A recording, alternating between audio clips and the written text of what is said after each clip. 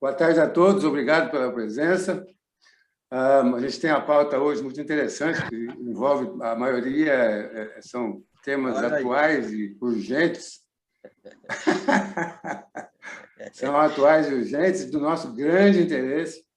Então, espero que a gente seja feliz e que a gente consiga nos atualizar e falar bastante. Já estamos na pauta de quarta-feira, quer dizer, daqui 48 horas estão votando nosso principal objetivo. E vamos lidar com isso um pouco aí, vamos continuar de mãos dadas, porque está produzindo, nós estamos produzindo. Vamos em frente aí, Damasceno. Boa sorte, vamos adiante. Muito bem. Deixa eu abrir novamente aqui.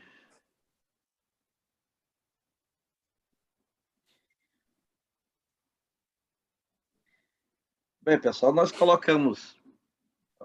Olha isso, eu acho que o César, colocamos agora todas as logomarcas das 27 filiadas e mais a nossa entidade nacional nesse novo formulário de flyer para ver se a gente avança mais um pouco. Hoje nós colocamos 4 temas, mas para atualização que são objeto de algumas consultas feitas por associados que eu tenho recebido, e já que foram respondidas individualmente, nós trouxemos aqui para colocarmos para a coletividade. Então, reflexo da decisão do STF sobre o ICMS nas transferências intermunicipais, interestaduais ou intramunicipal entre estabelecimentos da mesma empresa. O ICMS, também a questão da definitividade da substituição tributária, e tem alguns estados que já baixaram norma nesse sentido, inclusive tem um trabalho do doutor Fernando, lá no Paraná, ele está conosco também, vou pedir para ele dar uma falazinha para nós daqui a pouco. O terceiro é o relatório da reforma tributária. Nós estivemos participando do evento, o Juliano passou o link, e nós entramos na reunião da comissão, da Frente Parlamentar do Comércio e Serviço, estava também reunida, participando o CONEX, e nós tivemos a oportunidade de fazer alguns comentários a pedido do deputado Efraim Filho, e em seguida a direção do CONEX pediu que nós mandássemos alguma coisa por escrito. Nós encaminhamos, e recentemente também encaminhamos para a Ana Paula Nabad sobre alguns pontos que tem. Então, nós vamos comentar sobre isso. E, por último, nós vamos tratar do nosso PL 05/2021, Incentivos Fiscais para o Comércio. O Juliano acabou de me passar, e o também me passou, que entrou na pauta da próxima quarta-feira, está em prioridade no item 10 da prioridade, são 4 prioridades, ele é o item 10 da pauta completa, está na prioridade do nosso PLP. Então, vamos começar aqui pelo reflexo da decisão do STF, sobre o ICMS. Vamos passar aquela parte institucional e, em seguida, nós tomamos o tema. Dessa vez eu tirei a parte institucional, eu comecei errado.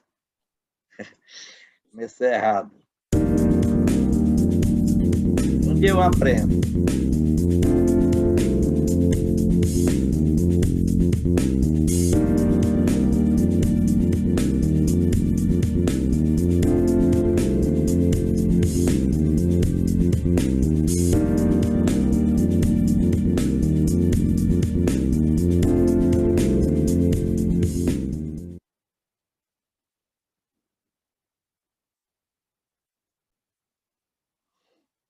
Muito bem. O primeiro tema é a não incidência do ICMS. O lote que chegou durante o final de semana e que já foi distribuído aos municípios, ele é inferior à necessidade que esse... Retomando.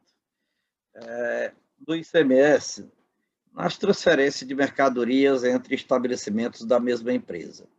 Esse assunto já tinha sido levado ao judiciário, e em 1996, o STJ já tinha baixado uma súmula declarando que não havia a incidência do ICMS nas transferências entre estabelecimento da mesma empresa.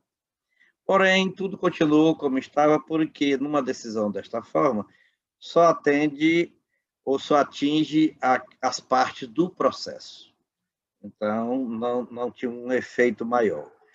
Porém, uma empresa criadora de gado do Mato Grosso do Sul entrou com a ação para não pagar ICMS no Mato Grosso nas transferências que fazia para um frigorífico da mesma empresa no estado de São Paulo. E conseguiu essa vitória em última instância, ganhou e foi subulado pelo Supremo Tribunal Federal, com repercussão geral, que não incide o ICMS nessas operações. Então, havia uma declaração de inconstitucionalidade de uma parte de 3 dispositivos da Lei Candir. Aí trouxe uma certa celeuma e o Estado do Rio Grande do Norte entrou diretamente no Supremo Tribunal Federal com uma ADC, Ação Declaratória de Constitucionalidade, visando com que o Supremo Tribunal Federal dissesse que os itens da sua lei, que era fundamentada na Lei Candir, estavam realmente conforme o texto constitucional, por decisão do legislador, que tinha colocado que realmente incidia claramente o ICMS nas transferências.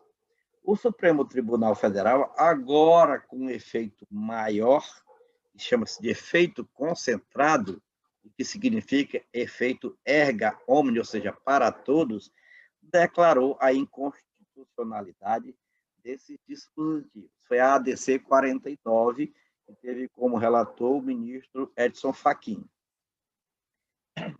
Resultado disso, uma celeuma geral dessas transferências, se calcula ou não calcula, destaca ou não destaca o ICMS. O primeiro problema que tinha nisso aí é que se uma mercadoria sai de São Paulo, de um estabelecimento, para outro estabelecimento em Minas Gerais, aí o Estado de São Paulo, em virtude dessa decisão, nessa transferência, não pode destacar o ICMS.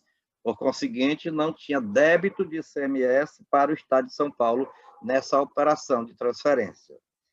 O estabelecimento de Minas Gerais recebe essa mercadoria e vai vendê-la. Ao vendê-la, destaca o seu débito de ICMS, e é como fica a questão do crédito. O estabelecimento de São Paulo está com um crédito que não tem como usar, e o estabelecimento de Minas Gerais estaria como um débito e não tem um crédito a abater. Como proceder nessa situação? Esta foi a consulta. Muito bem. Nós precisamos primeiro analisar que uma decisão do Supremo Tribunal Federal, se é uma decisão vinculativa, não é uma decisão que não tem o efeito erga omnes, que foi o que aconteceu na primeira decisão, que foi no mandado de segurança. Então, o que vincula são as decisões futuras em outras ações judiciais. Então, a empresa que entrasse com ação judicial, o Supremo Tribunal Federal já dava o destino. Era aplicar aquela decisão de que não haveria a incidência do ICMS na transferência. Porém, a empresa que não questionar, a empresa que não entrar com ação contra isso, ela continua obedecendo à lei do seu Estado, e tem a incidência do ICMS. Bom, o Supremo decidiu agora em uma decisão que nós chamamos de efeito concentrado. Com efeito concentrado, ele vai para o efeito erga omnes, ou seja, para todos. Aí pergunta-se, todos já estão obrigados a não destacar ICMS na transferência e trazer o problema desse crédito fiscal? Eu respondo, ainda não. Não por quê? Porque o efeito dessa decisão só será exigido a partir do momento em que o dispositivo julgado inconstitucional é eliminado do ordenamento jurídico. Enquanto ele não for eliminado do ordenamento jurídico, o efeito da decisão só será aplicável nas ações judiciais, não nos atos das empresas que não estão envolvidas no primeiro processo. O que é preciso para que se exija o cumprimento dessa decisão concentrada, de efeito concentrado do Supremo Tribunal Federal?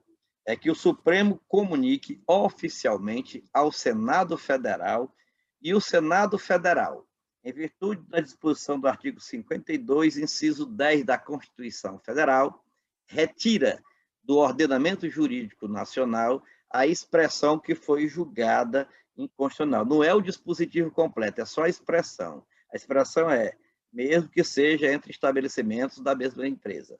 Então, ele retira da Lei Candir. Ao retirar da Lei Candir, todos esses dispositivos que tem nas 27 legislações dos estados e do Distrito Federal ficam automaticamente inconstitucionais, porque sem fundamentação, sem uma guarida legal de uma lei complementar. Então, é preciso que, enquanto isso ocorra, os estados se ajustem perante o próprio CONFAS para trazer uma solução que futuramente, ou quase que imediatamente, vai entrar em vigor. Então, por enquanto, é o seguinte: só quem pode fazer isso é quem entrar com ação judicial. Então, se você não quer pagar o ICMS na transferência, tem que entrar com ação judicial, sabendo que o resultado é imediato. E quem não entrar com ação judicial poderá se manter como está. Por quê? Porque o fisco não vai exigir isso. Nem o fisco do estado de remessa e nem o fisco do estado de destino. Então, como quem tem a titularidade para questionar o contribuinte é o fisco estadual do estado de remessa ou o fisco estadual do estado de destino, e esses aí não têm interesse, porque nenhum estado tem interesse nessa mudança, e já estão todos acomodados, então não há qualquer risco se manter as operações da forma que hoje estão. Então, enquanto não houver uma mudança futura, o efeito da decisão do Supremo Tribunal Federal só atinge o mandado de segurança do Mato Grosso do Sul e atinge também o estado do Rio Grande do Norte, porque o estado do Rio Grande do Norte teve essa decisão. Porém, os contribuintes do estado do Rio Grande do Norte ainda não precisam seguir, porque não atinge ainda enquanto o Senado Federal não excluir do ordenamento jurídico a disposição que está prevista na Lei Candir. Ok? Esse é o primeiro item do nosso assunto de hoje. O segundo item é a questão da definitividade da substituição. Sr. Damasceno. Presente. Com licença, boa tarde, pessoal, tudo bem? Boa tarde, Anderson. Desculpa atravessar o samba. Não, pode perguntar. Quem tiver dúvida, pode. Mas só para deixar sem qualquer margem de dúvida, a partir do momento que o Supremo comunicar ao Senado e o Senado fizer o ajuste na norma, né, na Lei Complementar 87, lá, né, aí fica inconstitucional para todas as normas estaduais, independente de ação ou não. Fica, mas para a relação Estado, ou unidade federativa, Estado e Distrito Federal, para com os contribuintes, enquanto tiver, só pode derrubar se houver uma ação judicial. Enquanto o Estado não mudar, o contribuinte fica obrigado, só foge disso se se ele fizer uma ação. É porque é o seguinte, há interesse, se houver interesse do contribuinte e em havendo interesse do Estado, ele pode permanecer com essa relação que não traz problema. Até porque, no final da história, a carga tributária vai ser a mesma. Existe um dispositivo, Anderson, na Constituição Federal, que diz o seguinte: quando a mercadoria sai, numa situação em que nós estamos comentando, o estabelecimento que não teve o crédito, ele pode apropriar o crédito por suposição. Então, ele pode pegar o valor da mercadoria, aplicar a alíquota interestadual nessa operação e apropriar, que não poderá ser derrubado. Então, ele poderá fazer desta forma sem problema nenhum. Agora, o certo é o seguinte, é que os estados já estão se movimentando, já está havendo reunião nesse sentido, e até o Senado excluir, já haverá uma regulamentação. Mas não é obrigatório específico para o contribuinte em relação ao seu estado, enquanto o estado mantiver a norma local. Maravilha. Ok. um prazo, doutor Damasceno? Boa tarde a todos. Tem um prazo para que o Senado possa fazê-lo? O Senado normalmente tem feito de plano, mas há sempre... Você poderia me perguntar, por que o Senado? Porque o Senado representa os estados, né, no Poder Legislativo. Então, por representar os estados, ele vai primeiro, o Senado... Obviamente, os senadores vão conversar com suas bases, e daí, em conjunto com o CONFAS, vão fazer ao mesmo tempo, para não haver um limbo judicial. Um limbo legislativo, certo? Então, com certeza, isso é Por isso eu fiz a pergunta. Em outros casos, leva o tempo suficiente enquanto cada estado aprova a sua nova lei, a modificação na lei estadual. Damasceno, você como um profundo conhecedor aí do nosso mercado, como você vê as implicações para as nossas operações e o que você percebe que seria para o setor usual fazer? É de nosso interesse que isso seja aprovado? Não é? É mais um motivo para a gente nos unir e procurar a defesa do setor, a proteção do setor? Como é que é a sua percepção nesse sentido? A minha percepção é que no status quo é prejudicial, porque estão todos acomodados com alguns incentivos fiscais baseados, né, em cima disso. Para alguns segmentos, seria bom, mas eu não digo para o segmento do comércio atacadista, não, em virtude exatamente dessa questão dos incentivos fiscais regionais, locais, então mudariam a base de cálculo. Alguns estados hoje, nas transferências, estão já fazendo um valor agregado para em seguida, dar o incentivo. Por exemplo, se a mercadoria vem do estado de São Paulo para o estado do Ceará, por transferência, o estabelecimento que recebe aquele já agrega ao valor da mercadoria para efeito de destaque do ICMS-ST 30%.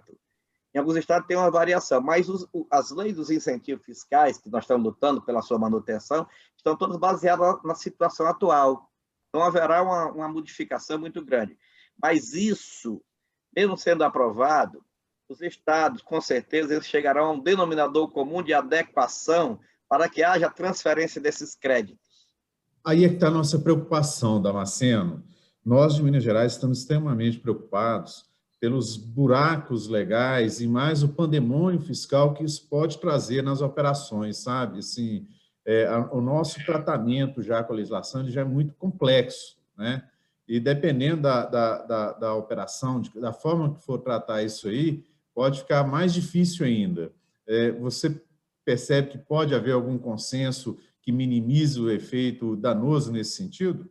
Eu acho que os estados tomarão providência porque algumas indústrias tratarão de fazer estabelecimento de forma até virtual em alguns estados só para transferir mercadoria.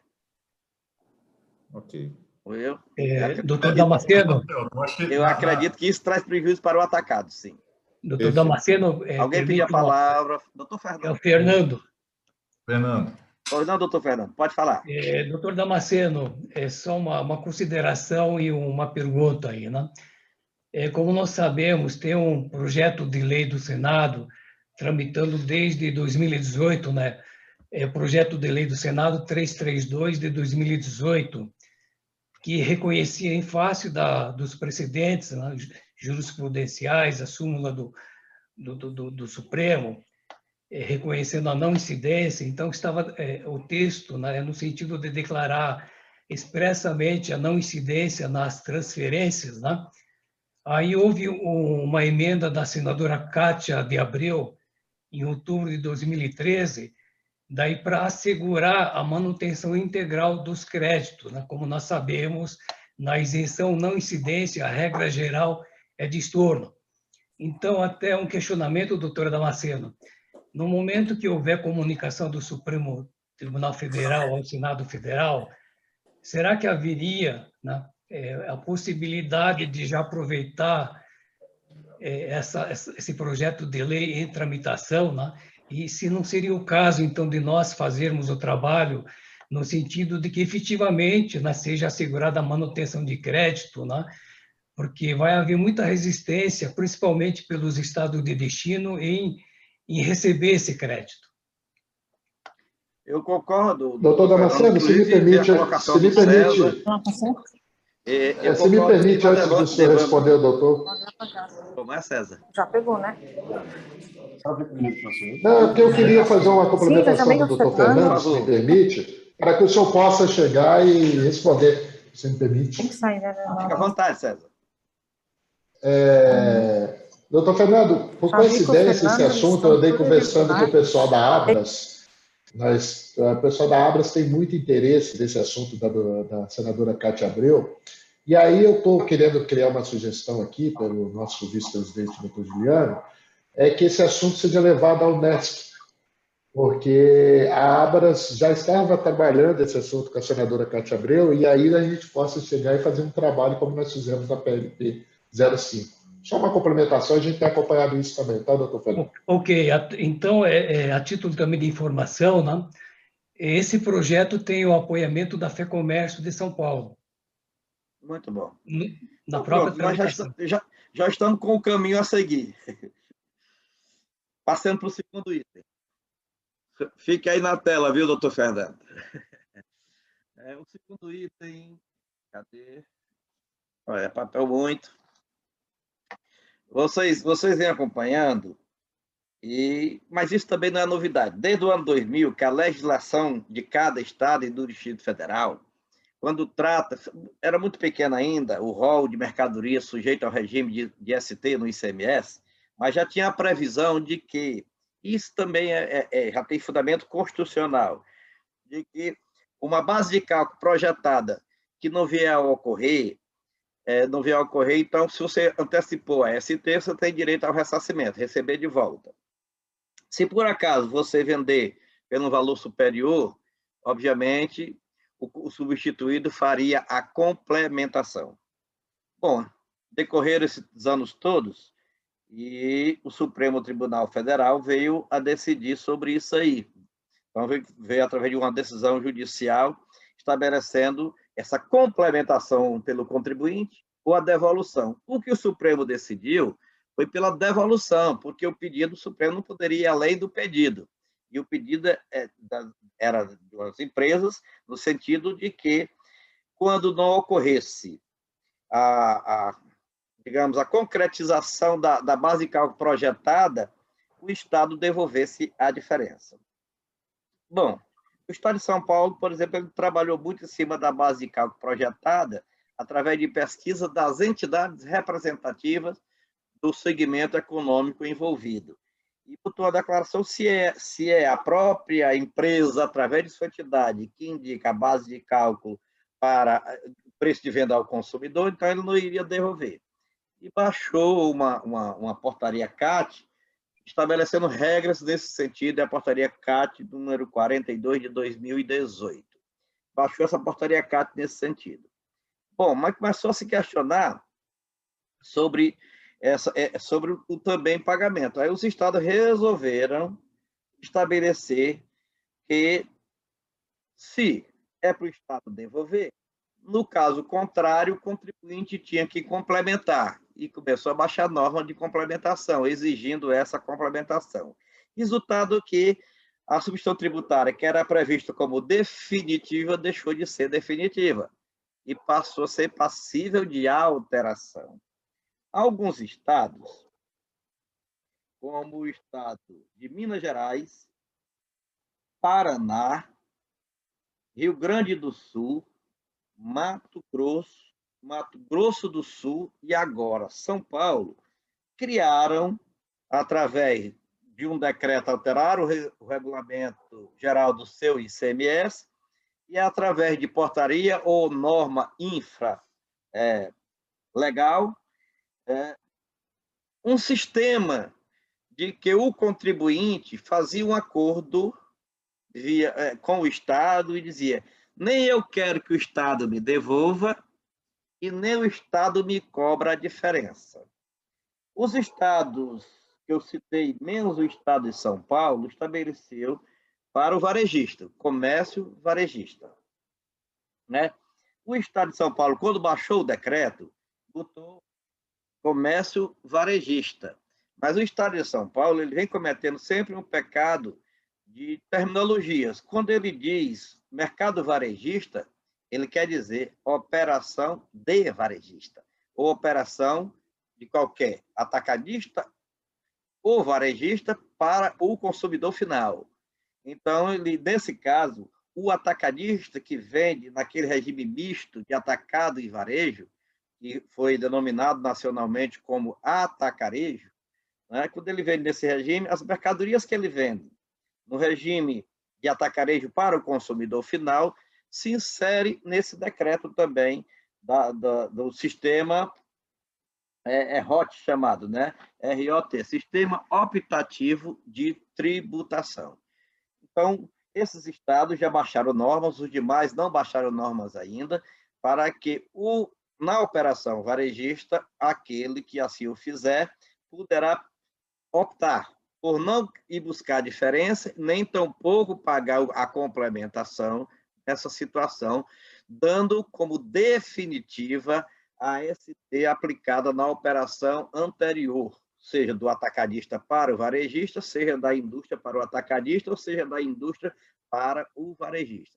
Então, se chama regime optativo de definitividade da ST. Então, essa matéria está muito, digamos, atual, se fazendo, e alguns estabelecimentos já estão sendo acionados à complementação, outros estão acionando para receber, e os estados estão regulamentando nesse sentido.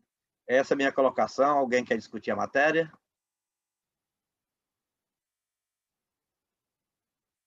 O doutor Fernando, inclusive, escreveu um artigo e publicou no informativo do Sindicato do Paraná, né? Do SICA Paraná. Não é isso, doutor Fernando? Então, alguém tem alguma dúvida, algum comentário a fazer? Quando o Paraná implementou, né, que a implementação foi em meados do ano passado, a norma saiu com algumas imperfeições, né? E isso foi corrigido mediante solicitação formal do SINCA-PR. Né? Em cima disso, a gente fez algumas considerações. Mas o sistema é basicamente como o doutor bem explicou, né? Muito bem. O que o Paraná fez, basicamente, foi deixar livre o prazo de adesão, enquanto os demais estão aderindo por um ano. Então, se não aderir por um ano, passa o ano sem aderir. Aí, saindo no ano seguinte, tem que esperar um ano para aderir novamente. Enquanto o Paraná fez, você pode aderir a qualquer momento. Então, fez uma flexibilização no termo de adesão, não é isso, doutor Fernando? Exatamente. Inicialmente, a norma do Paraná permitia que a empresa fizesse opção até 30 de novembro de cada ano, para vigorar a partir do primeiro dia do ano seguinte. E o aprimoramento foi no sentido de que pode fazer opção a qualquer momento, né? E entra em vigor no mês seguinte, com permanência mínima de 12 meses e não antes da finalização do exercício. Muito bem. Vamos para o terceiro item. O terceiro item é a reforma tributária. Nós estávamos comentando aqui na segunda-feira passada que na terça-feira o relator, Aguinaldo Ribeiro, apresentaria o relatório da reforma tributária. E assim ele o fez. No momento em que ele estava concluindo, assim, no meio do seu relatório de 101 páginas, o presidente da Câmara Federal, chateado porque ele não estava fatiando a reforma, conforme havia uma promessa para o presidente para o governo federal, ele desconstituiu a comissão mista e disse que não ia aproveitar o relatório. O presidente do Senado disse, ok, lembrando vocês que o presidente da comissão mista é o relator da PEC 110 no Senado, que é o deputado do PSDB, o primeiro nome me falhou agora, mas é Rocha do Maranhão, não é lá do Maranhão. Então, o que foi feito? A comissão mista, sem autorização da Câmara Federal, continuou os trabalhos com a sinalização do presidente do Senado Federal de que incorporaria aquele relatório. O relatório, em verdade, e quem me acompanha nas minhas posições, desde que foram propostas a PEC 110 e a PEC 45, e depois o projeto de lei que cria a CBS, sabe perfeitamente que eu digo que a preocupação maior não é com a reforma tributária constitucional, é com a lei complementar que regulamenta a reforma que foi inserida. Então, veja bem, o resumo do relatório e a proposta, o substitutivo, não trata do projeto de lei, em momento algum, mas coloca o projeto de lei que acaba com o PIS e a COFINS e cria a CBS como sendo a inserção no IBS e para entrar em vigor na primeira fase da transição. Estabeleceu o relatório que a fase de transição do novo regime tributário nacional ocorreria em 6 anos. Nos primeiros 2 anos, entraria em vigor o PIS, COFINS e o IPI, que são os tributos federais, nos primeiros 2 anos. No mesmo formato que seria a CBS, que viria através de uma lei complementar. A partir do 3º ano, 3º, 4º, 5º e 6º, era a transição do ISS e do ICMS em IBS, que seria para os estados. Então, nós teríamos um prazo de transição de 6 anos, 2 primeiros para os tributos federais e permanecendo a tributação pelo ICMS e pelo ISS, e a partir do 3º ano, o ICMS iria morrendo proporcionalmente, e assim também o ISS, até chegar no 6º ano, a sua extinção completa e a entrada em vigor integralmente do IBS. Bom, tem uns dispositivos que eu sei que eles vão corrigir, que é uma questão de redação. Não será permitida a apropriação de crédito pela pessoa jurídica optante, nem pelo adquirente de seus bens e serviços às empresas que trabalham com o Simples Nacional. Porém, no próprio texto do substitutivo, foi colocado um dispositivo que diz que as empresas do Simples Nacional poderão optar para pagar os impostos separadamente dos demais que não estejam no IBS e gerar o crédito e receber crédito. Então, fica como sendo uma opção, como hoje está mais ou menos o ICMS. Vocês sabem que o ICMS ST, quando um atacadista ou uma indústria vende para uma empresa do Simples Nacional, ele recolhe o ICMS ST normalmente como se a empresa não fosse do Simples Nacional. A empresa do Simples Nacional, quando vende a mercadoria, segrega as receitas que já foram tributadas pela substituição tributária e paga os impostos em cima somente daquilo que não foi segregado. Então, hoje já está, desde 2008, é dessa forma. Então, o sistema foi mais ou menos mantido desse jeito. Mas há uma celeuma grande em cima disso, mas eu não vejo como um grande problema.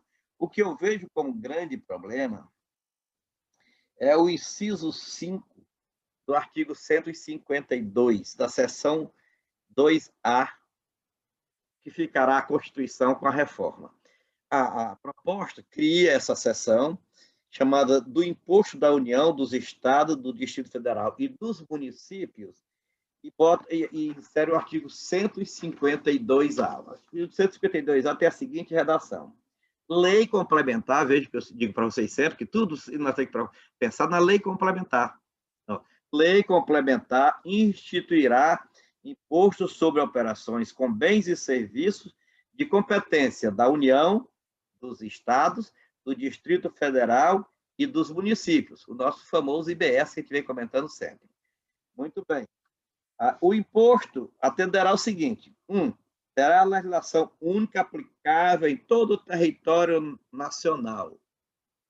Ressalvado o inciso 2 deste parágrafo. O inciso 2 aqui cria um imposto seletivo. É sobre alguns bens, tipo bebida, petróleo, etc. Energia, aqueles monofásicos, basicamente. 2. Aí aí um complicador, mas eu não vejo como sair, eles vão ter que regulamentar isso. Ele é composto, uma alíquota total, ela é dividida em 3 alíquotas: uma alíquota federal, uma alíquota estadual e uma alíquota municipal, dependendo do município de destino. Então, essa é a alíquota total. Se a mercadoria sai do estado da passagem, então você tem uma tabela de alíquota que estará no sistema. O inciso 5º, é onde eu sugiro a modificação. No relatório, Eu vou ver aqui o que ele propõe aqui. Ó. Será não cumulativo, compensando-se o que for devido em cada operação com o montante recolhido nas anteriores, excetuadas aquelas caracterizadas em lei complementar como de uso ou consumo pessoal.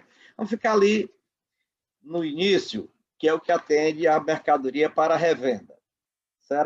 O IBS será não cumulativo, compensando o que for devido em cada operação com o montante recolhido nas anteriores.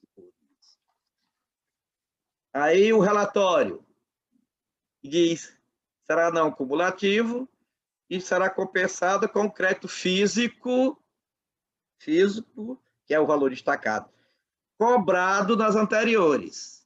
Mas a diferença de cobrado para recolhido é grande, porque você cobra e vai ter direito aos créditos para poder recolher o líquido. Se diz recolhido, para apropriar, eu tenho que ter uma prova de que meu fornecedor recolheu.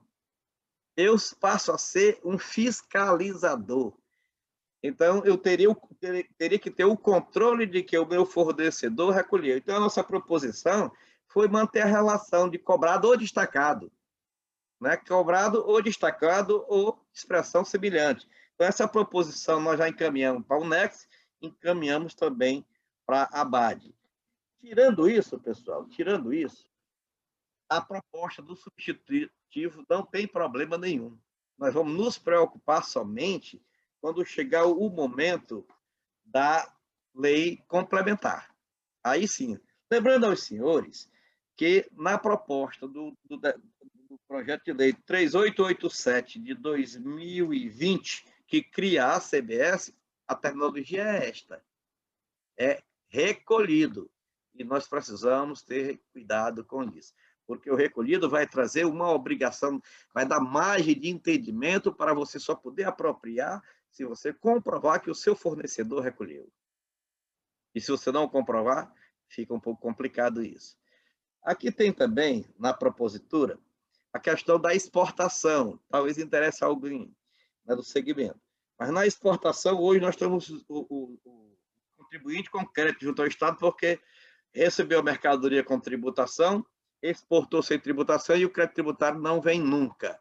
Então, o que é preciso? Foi proposto que se estabelecesse um prazo para essa devolução. O relator não colocou, remeteu essa devolução para a lei complementar também, para não ficar muito vinculada à Constituição, se precisar modificar. Porém, sinalizou o seguinte, sinalizou que os tributos entrarão numa conta nacional, numa conta geral, para ser distribuída entre os estados, a União, os estados e os municípios. E o valor que for para ser devolvido para o contribuinte, em virtude de uma operação não tributada, em virtude de uma exportação, ele sai dessa conta de volta para o contribuinte como um crédito dele que ele poderá utilizar para pagamento de tributo. Então, já seria reservado, retida da conta especial, que é uma conta federal, onde todo o dinheiro seria centralizado para a distribuição e voltaria para o contribuinte. Em relação à cesta básica, acaba a cesta básica, a lei aqui. Ou seja, hoje nós temos a cesta básica que estão tributadas em 7%. São aqueles produtos de primeira necessidade. Aí o que está sendo colocado? Eu já comentei isso nesse espaço aqui. Aquele que vai ao mercado comprar, esteja cadastrado como sendo Aí esse pessoal que é beneficiado hoje com cesta básica, com esses planos, né, sociais de proteção, o seu CPF já estaria cadastrado. Quando ele comprasse, geraria um crédito para depois o governo devolver. Isso é praticamente impossível. Então, a sugestão de modificação é que a legislação já autorize que o estabelecimento que esteja vendendo já abata ali o que é para ser abatido. Mas pense no seguinte, o brasileiro vai fazer o seguinte, o patrão não vai mais fazer compra. O patrão que vai fazer seu mercantil, sua comprinha lá no supermercado, vai mandar o empregado ir comprar. O empregado compra com abatimento e o patrão não compra com abatimento. O que vocês acham? Fica aí para meditação, né? Jeitinho brasileiro que vai ocorrer se o dispositivo for dessa forma. Se a cesta básica for acabada e para beneficiar somente a classe pobre, vai beneficiar a classe pobre e a classe dos desonestos. É isto? Então, em relação à proposta da reforma tributária, ela seguindo é desse jeito. Vai ser desse jeito e nós temos realmente que ficar atentos à proposta da lei complementar, que se a PEC passar, ela vai vir com essa lei complementar. E nessa lei complementar que nós temos que trabalhar. Primeira coisa, quem é o sujeito passivo. Segunda, interessa todo atacadista. O destino.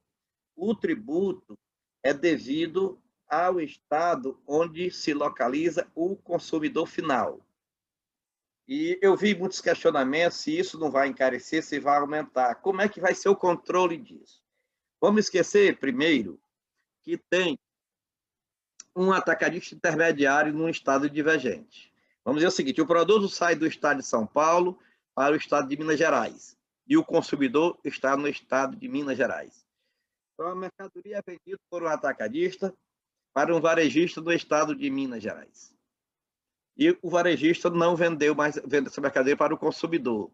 Esse ICMS, da saída de São Paulo até o varejista, é devido ao estado de Minas Gerais.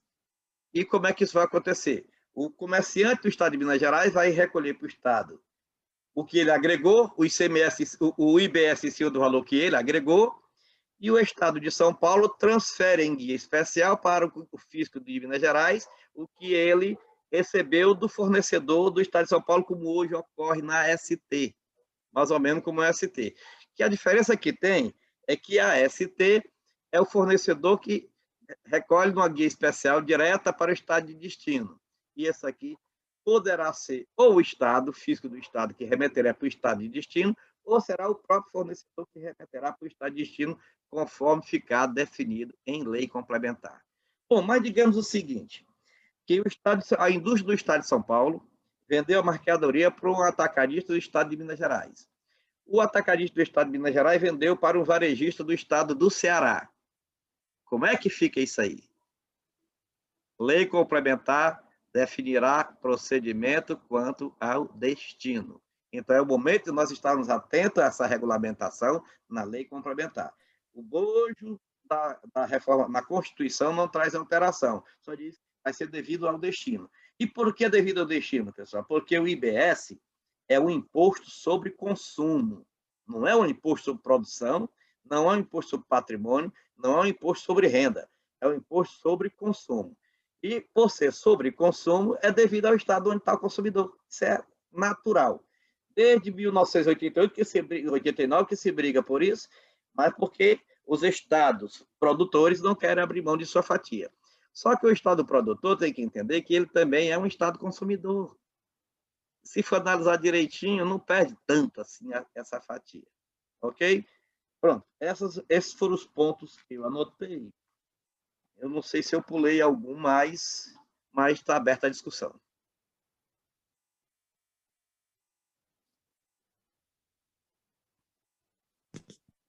Não havendo o que discutir. Não havendo. Opa! Alguém quer discutir? Não havendo discussão, vamos para o quarto e último item. Oi? Deixa eu só fazer uma colocação. Pois não, Fernando. Doutor Damasceno, eu acredito que a melhor maneira de resolver essa questão do destino, né, é uma câmara de compensação. Eu acho que os entes tributantes hoje têm todo o instrumental na nota fiscal eletrônica, escrituração fiscal digital, né? E eu acredito que dá para operacionalizar uma câmara de compensação, né? De uma forma bem mais simplificada, ágil e racional.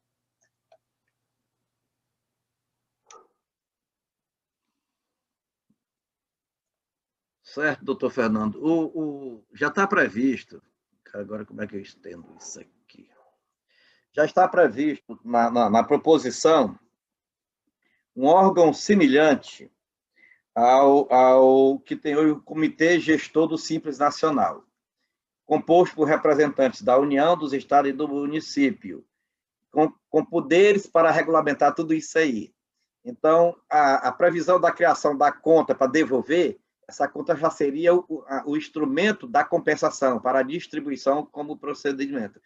Só precisamos ficar atento para que não haja aumento de tributação quando tiver a Lembre-se que quando nós estávamos discutindo em 2004 a reforma tributária, havia o problema da triangulação, e que eles achavam, inclusive, comentário de que o atacado era um intermediário desnecessário. Foi uma discussão muito grande em cima disso, quando havia de um estado para outro esse questionamento, que isso acabou acomodando-se. Porém, é preciso ficar atento, nós vamos ficar atentos nesse sentido, porque essa Câmara de Compensação, com certeza, será criada através do Comitê Gestor, lá dentro do próprio Comitê Gestor. Já tem essa previsão.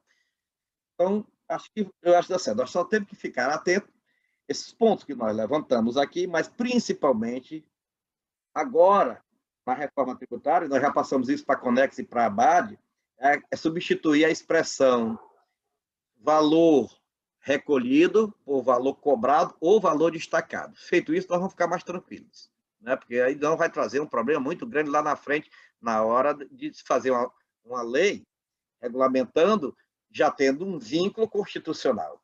Aí é complicado. Perfeito? Então, vamos avante. O quarto item, cadê o Juliano? O quarto item é o nosso PLP.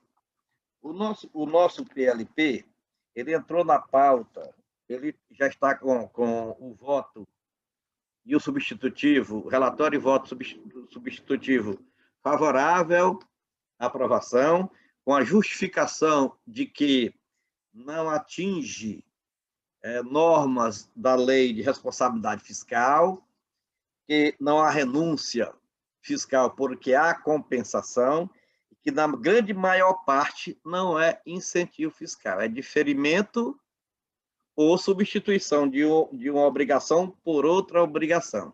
Então, tudo isso foi muito bem feito no relatório do deputado da Vitória, com o pessoal da própria Comissão de Finanças e Tributação.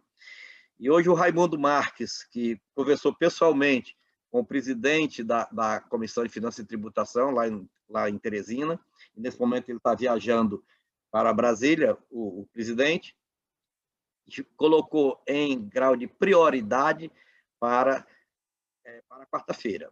Então, é necessário que todas as suas bases mantenham contato com aqueles deputados que estão na comissão para atentar para o projeto, porque nós sabemos perfeitamente que poderá haver trabalho de base do governo federal para que o projeto morra no nascedouro. Então, é necessário que nós fiquemos atentos a alguma luz sinalizando no sentido da contrariedade do governo com qualquer incentivo fiscal, que diz que ele é contra qualquer incentivo fiscal, tanto que na reforma acabaria com os incentivos fiscais. Está isso no relatório, mas não é momento de preocupação ainda, porque remete também para a lei complementar, é lá que vai ser tratada a questão dos incentivos fiscais. Então, nesse momento, nós precisamos ficar bem atentos. Quem já falou com o senhor deputado, que avise. Está na pauta, é o item 10 da pauta, começa a sessão às 9 horas da manhã de quarta-feira, dia 12, e é o item 10 da pauta. Então, chamar a atenção do seu deputado de base para que tudo isso possamos levar avante. Juliano. Boa noite a todos. Damasceno já fez um resumo bem completo da situação, ou seja, o trâmite do PLP 05, graças aí ao apoio do Hidalberto, junto com o deputado da Vitória e do deputado Efraim, realmente teve um trâmite bem agilizado. O Raimundo Marques também ajudou bastante nisso. Agora é fazer realmente um trabalho de cada estado, ou seja, eu mandei pessoalmente uma mensagem para cada um dos presidentes de afiliadas que tem membro na comissão, Valdoilson, que eu vi que está na reunião, Valdoir, que eu vi que está na reunião, se tiver acesso ao deputado Efraim, que é o autor do projeto, ou seja, e é uma pessoa muito bem relacionada no Congresso, nos ajude com relação a isso, porque tudo que nós não podemos agora é ter um dissabor nessa primeira comissão, porque o professor Damasceno me corrija se eu estiver errado, caso um projeto desse ele não prospere, ele não pode ser mais apresentado nessa mesma legislatura.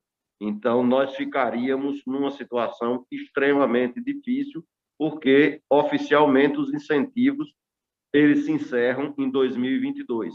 Então, nós não podemos, em hipótese nenhuma, fraquejar nesse momento, e eu pedi esse espaço ao Damasceno para falar diretamente com todos os membros que estão aqui na reunião, para que cada um, nos seus estados, faça um trabalho junto aos seus deputados, até porque as sessões, boa parte delas estão sendo virtuais. Então, nós precisamos da presença dos deputados favoráveis a esse projeto. Em outras palavras, é isso. E esses dois assuntos da UNEX, depois, professor Damasceno, o senhor me formalize, por favor, o Zap, alguma coisa, que aí eu automaticamente converso com o presidente Leonardo para que seja dado encaminhamento oficial da ABAD junto à UNEX. Então, seria isso, eu estou à disposição. Certo, Juliano. Só esclarecendo que o Leonardo estava participando do debate e pediu já para...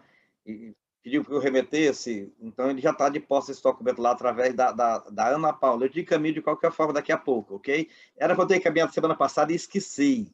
Aí, mas encaminhei logo no mesmo dia, eu encaminhei para a UNEX, a pedido deles, digamos, ainda com a tela aberta, certo? Então eu fiz no mesmo dia, mandei para a UNEX, para a Vanessa da UNEX, e hoje eu encaminhei para a Ana Paula, mas daqui a pouco eu te encaminho, tá bom? Alguém mais quer se manifestar?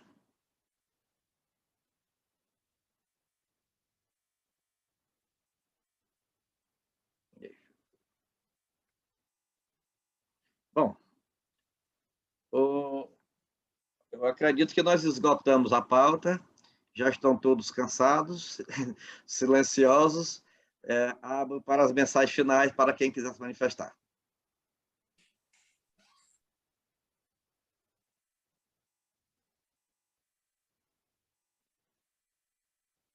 Também não tem mensagem final?